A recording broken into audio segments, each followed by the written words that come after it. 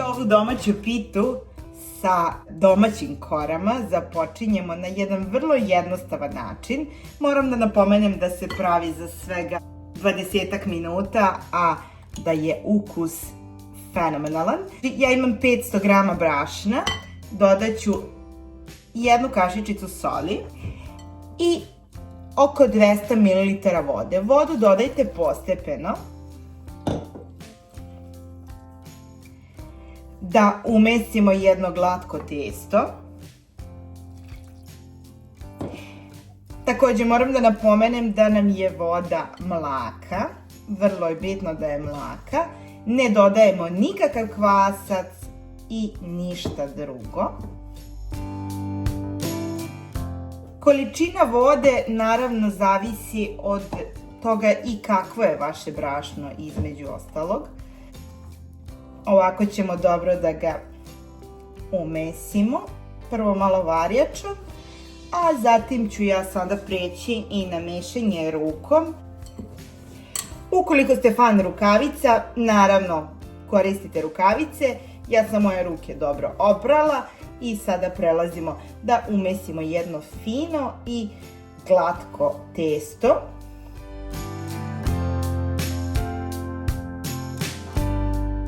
Ukoliko osjetite da je potrebno brašno, slobodno ga dodajte. Meni će ovo biti odlično, ja ga neću više dodavati. I moram da napomenem da stvarno ne morate da budete ekspert da biste se usudili da napravite ovu pitu, jer je toliko jednostavna čak i za početnike, a ovo je inače bakin recept. Moja baka je umela na jedan vrlo brzinski način da napravi baš ovakvu pitu.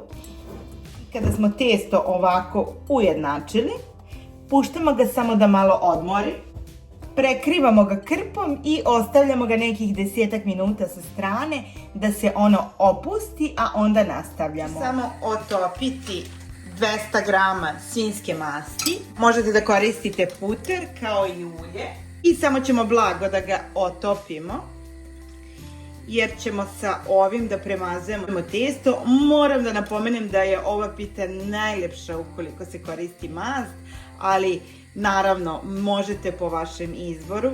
Može biti vrlo lepa i sa puterom, ali mast je ono što je baka nekada koristila i onako kako je ona pravila. Mast se skoro otopila, ostavljamo je sa strane, a sada prelazimo i na filovanje. I fil pravimo tako što ćemo da pomešamo 400 grama sira po vašem izboru. Možete domaći sir, možete neku finu fetu, šta god da imate i kakav god sir da volite. Samo ga ovako izmrvite. Ubacujemo 2 jajeta, cela. Sada dodajemo kajmak, melaram, ili ukoliko nemate ništa od toga, onda dodajte kiselu pavlaku, 200 grama. Sve ćemo ovo dobro da pomešamo. Probajte vaš fil. Ukoliko je potrebno, možete i da ga posolite, zavisnosti od toga koliko je vaš sir slan. Nemojte ga soliti bez da probate koliko je slan. I ovo je sada već trenutak kada možemo da uključimo našu rernu, zato što ova pita se stvarno toliko jednostavno sprema, nema nikakvog čekanja, nema nikakvog nadolaženja testa, vrlo je jednostavna za pripremu. I posljednja stvar koja je obavezna, a to je da dodamo jednu kašičicu ili jednu kesicu praška za pecivo. Prašak za pecivo u ovom filu radi tu posebnu i čudesnu stvar gde će ova pita još više da naraste i da dobije još jednu vazdušastiju strukturu, tako da nemojte izostavljati ovaj moment sa praškom za pecivo. Ja ću dodati samo malo još soli. Fil nam je spreman, ostavljamo ga sa strane i sada prelazimo na naše kore. I evo ga, Tačno 10 minuta kasnije naše testo je fino odstojalo. Samo ćemo da pobrašnimo podlogu i prebacujemo ga. Testo ćemo podijeliti odmah na 2 jufkice. Svaku od njih ćemo dodatno da premesimo.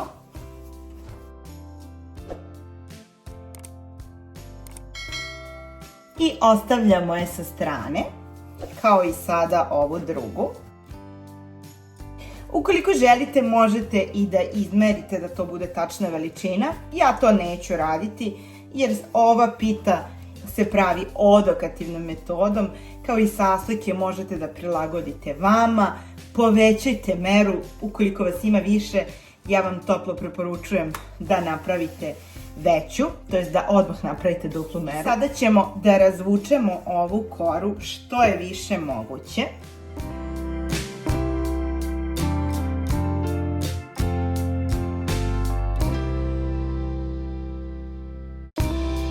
I kada smo ovu koru razvukli, cijelu ćemo je premazati sa mašću. Ovako u jednom finom sloju. Jer je ovo baš taj trenutak koji će ovu pitu i činiti lisnatom. I pita od 2 kore koje će izgledati kao da ima jako puno korica oko kojih ste se inače jako puno potrudili. Gledajte da idete do samih ivica. I sada ćemo otprilike da zamislimo ovako jedan krug. Oko tog kruga ćemo da isečemo delove. Znači, iseći ćemo na ukupno 6 delova.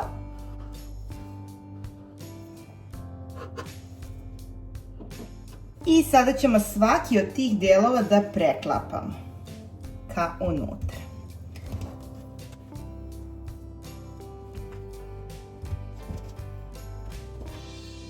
Evo ga ovako. I na kraju ovo je poslednji.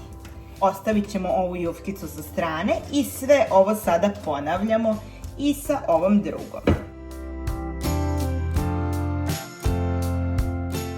Neka vam donja kora bude za nijansu veća od gornje, a vidjet ćete na kraju i zbog čega.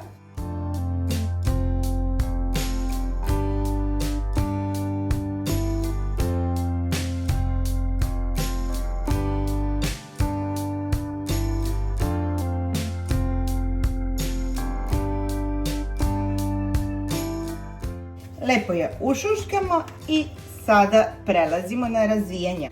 Ukoliko je potrebno i ukoliko vam je mnogo mekano, možete da je ostavite nekih 5 minuta samo u frižider kako bi se vaše testo malo lakše razvlačilo, ali to sve zavisi koliko vam je toplo ili hladno u kući.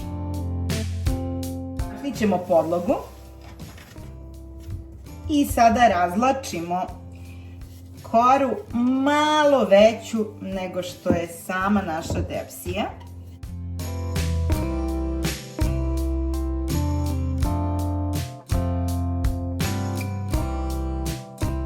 Ova sada kora ne mora da bude previše tanka, jer će se svi ovi slojevi koje smo uradili uveliko i lepo listati.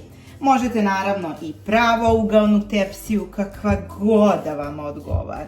Znači, s ovim receptom stvarno možete da se igrate, jer kao što znate, bake nisu nikada ništa merile, sve je išlo nekom odokativnom metodom. Hoćemo da zarolamo ovu koru.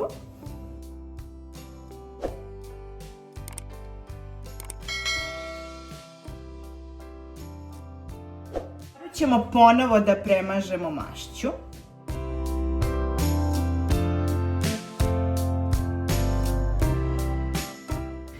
Fil nam je, vidite, spreman. Njega ćemo sada da preručimo ovde. Imamo jednu finu količinu fila.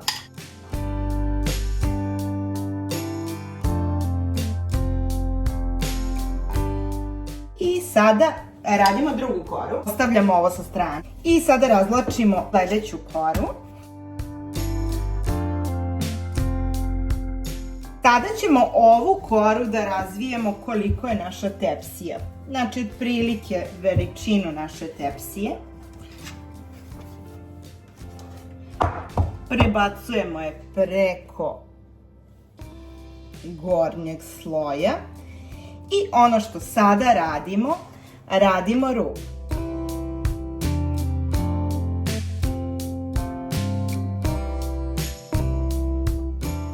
Čekajte samo kraj da vidite kako je ova pita savršena. Premazujemo je na kraju opet sa mašću. Naravno i rubove kao i sve ove delove.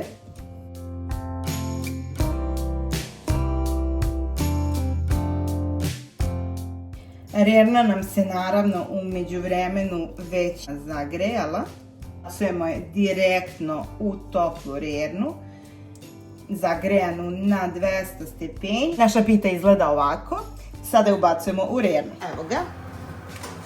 Pogledajte samo kako je dobra.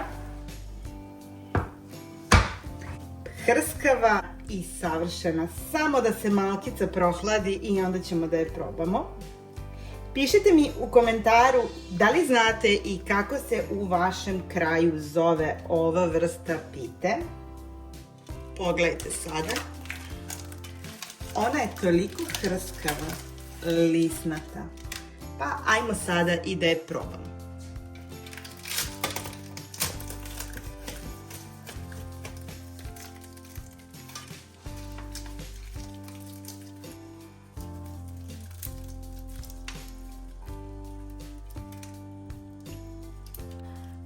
A pogledajte samo ove slojeve koji se listaju.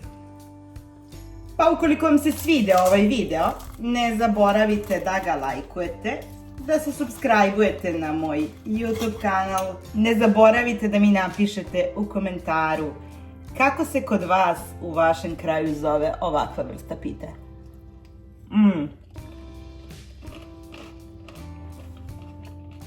Ukus je fenomenalan.